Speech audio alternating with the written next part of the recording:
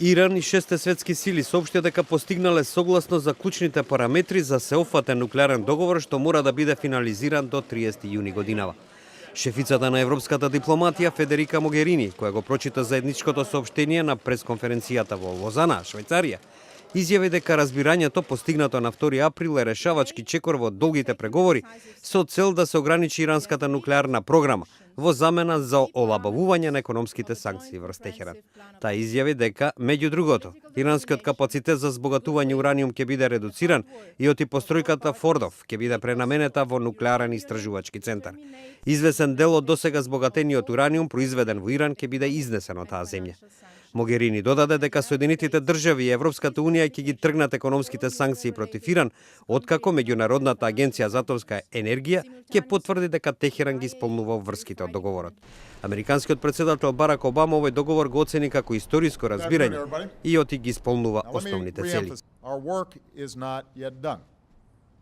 Нашата работа се уште не е завршена. Договорот не е потпишан.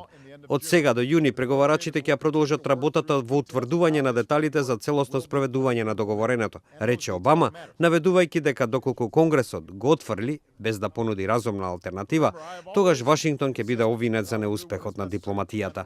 Меѓународното единство ќе се распадне и ќе се отвори патот кон конфликт, изјави Обама, кој телефонски разговарал со израелскиот премиер Бенјамин Нетањаху за договореното во Лозана.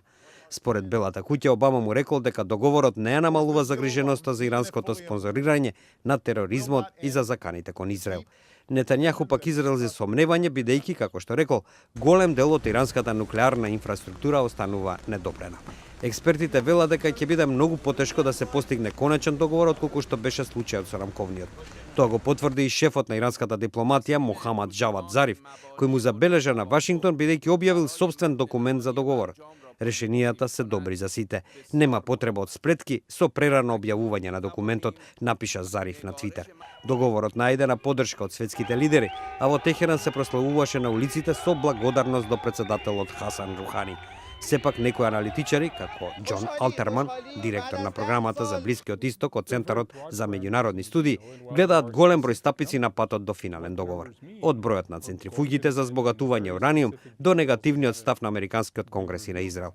Во договор како овој ништо не е договорено, додека се не е договорено, вели Алтерман.